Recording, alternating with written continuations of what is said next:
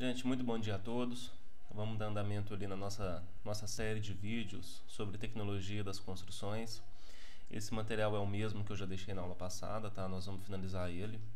Nós falamos agora sobre sondagem de subsolo, né? Primeiro, o que é sondagem? Sondagem, basicamente, é um método de reconhecimento do tipo de solo, tá? Das características de solo que nós temos em cada região. Quando eu vou fazer a instalação de uma casa, de um prédio, de qualquer que seja, né? Qualquer que seja a minha estrutura, meu empreendimento, eu preciso analisar qual tipo de solo que eu tenho, né? Nós vamos vir cá, eu estou na internet aqui agora, tá? Tô vendo algumas imagens só para a gente simplificar. Olha só, eu preciso vir cá e fazer uma escavação, né, de um elemento de fundação. Esse aqui que vocês estão vendo é o tubulão, né? O cidadão está lá embaixo cavando, né? Tá descendo um balde aqui, ele vai cavando com a pá, enchendo aí esse balde e jogando mesmo para cima, né? E logo depois, olha lá, é feito o preenchimento dele e tudo mais, né? Então, olha só, quando a gente está fazendo qualquer tipo de empreendimento, né, nós precisamos dimensionar as fundações que nós vamos utilizar. E há vários tipos. Essa daqui, por exemplo, é a hélice contínua, tá vendo? Essa aqui é a hélice contínua monitorada, é uma estaca escavada, muito interessante por sinal, né? Mais uma foto da hélice contínua, né? O caminhão betoneiro vem cá, joga concreto em cima de uma bomba, a bomba já joga dentro da perfuratriz. E à medida com que a hélice contínua, que ela vai puxando aqui para fora a hélice, ela já vai deixando a estaca toda preenchida, né? Esse aqui é o processo lá de enchimento, né? Aqui é uma estaca simples, né? Não é exatamente a hélice. Mas então o que acontece? Toda vez que eu vou fazer um estudo de solo, eu preciso saber o que é que eu tenho naquele solo, tá? E para isso nós vamos vir cá e vamos fazer uma sondagem. O que é a sondagem, né? No que consiste exatamente a sondagem? Basicamente, tá?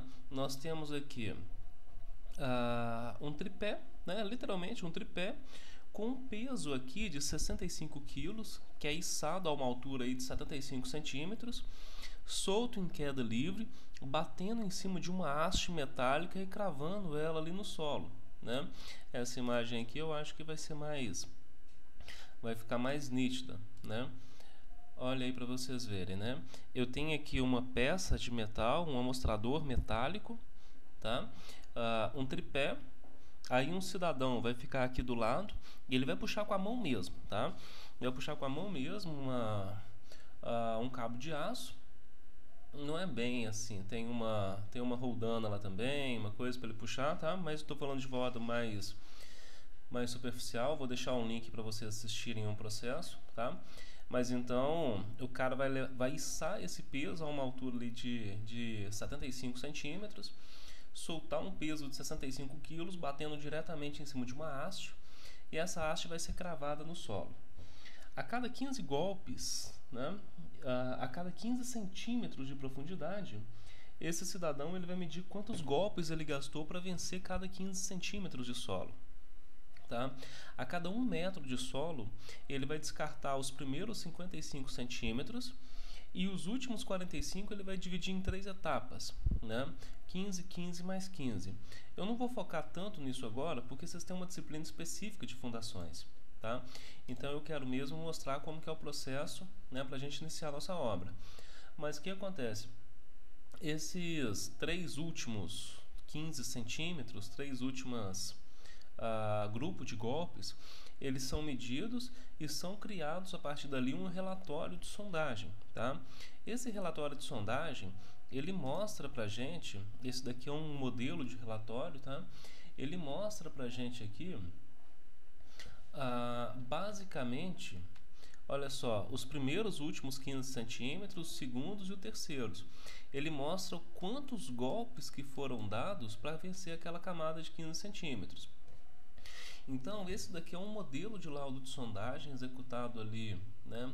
Esse daqui foi executado em 2018, onde ele mostra, né, basicamente, diâmetro de revestimento, o amostrador interno e externo, ao peso, a altura da queda de 75 centímetros, A cota, né, pode ser a cota a nível do mar ou pode ser uma cota puxando a partir do nível 0. Eu prefiro que seja a partir do nível 0.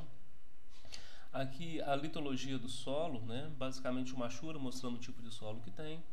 E as profundidades, olha lá. O solo de argila arenosa, cor marrom, material de aterro. Até 1,78 m de profundidade, aterro. E a resistência do solo foi 2 golpes para vencer 15 centímetros, 3 golpes para vencer 15, 4 golpes para vencer 15. Aí é muito tradicional, muitos sondadores vão fazer isso daqui. Vão somar os dois últimos números, olha lá, 3 mais 4, e coloca aqui o 7, tá vendo? E aqui um gráfico de resistência com o número de golpes, tá vendo? A resistência do solo vai aumentando à medida que vai ficando mais profundo, tá? Agora, passei ali para baixo, olha, até de 1,78 m até 5,87 m, nós temos um solo argiloso, né? Argila siltosa arenosa, consistência média, cor laranja, né? Solo residual. Essa cor do solo, tá?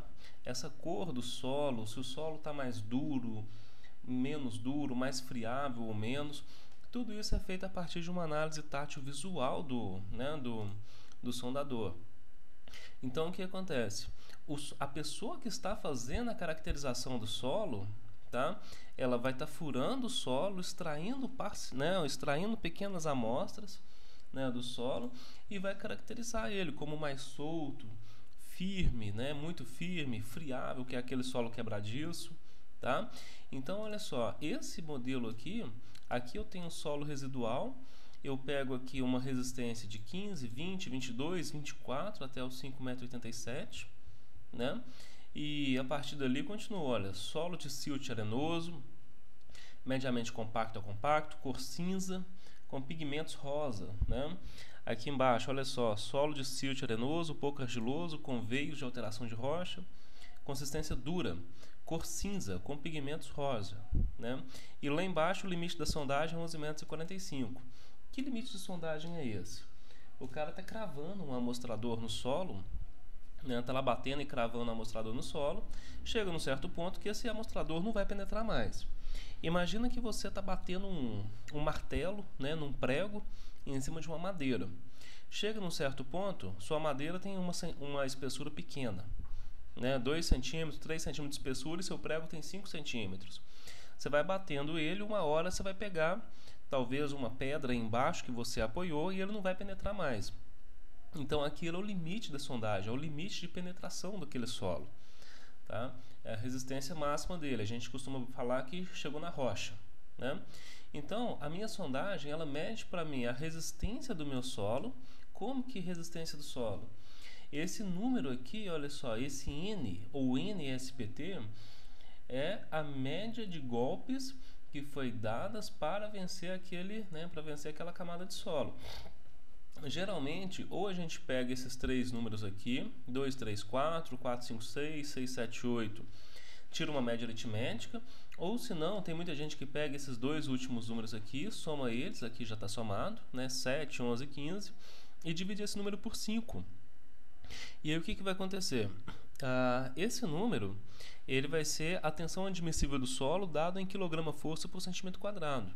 Então, por exemplo, se eu pegar aqui 15 quilos, né, um NSPT de 15 golpes, 15 dividido por 5 são 5 kg por centímetro quadrado.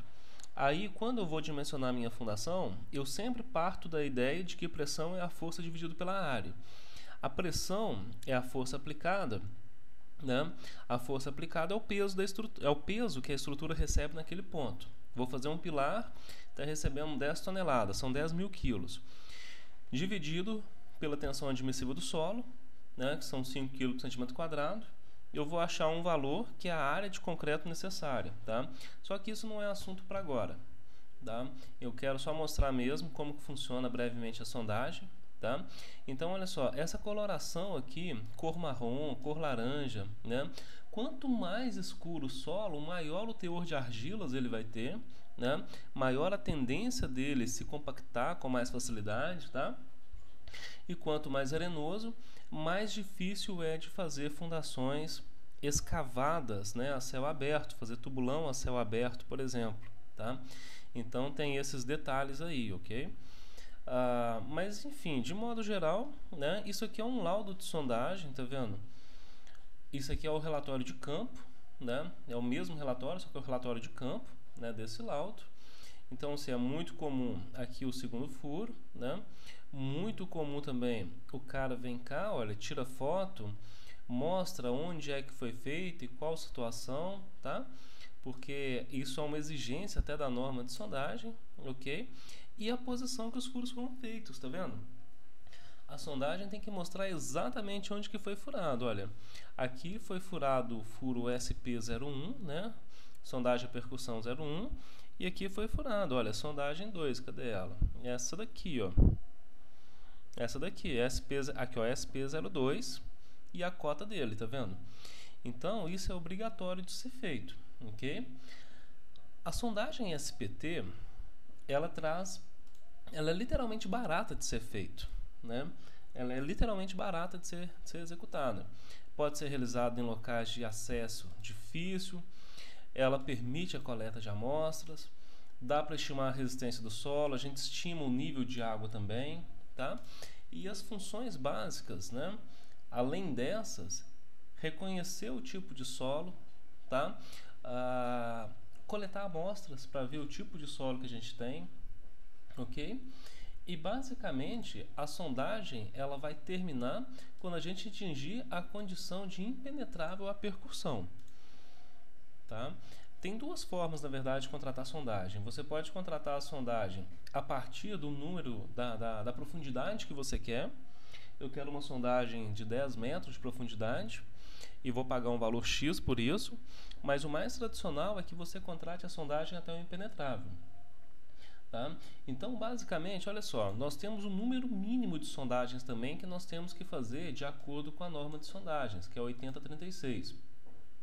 Que dizem o seguinte, olha só, para uma área de projeção de construção menor, né, que 200 metros quadrados, nós temos que ter no mínimo 2 furos. Não é a área construída, é a área de projeção.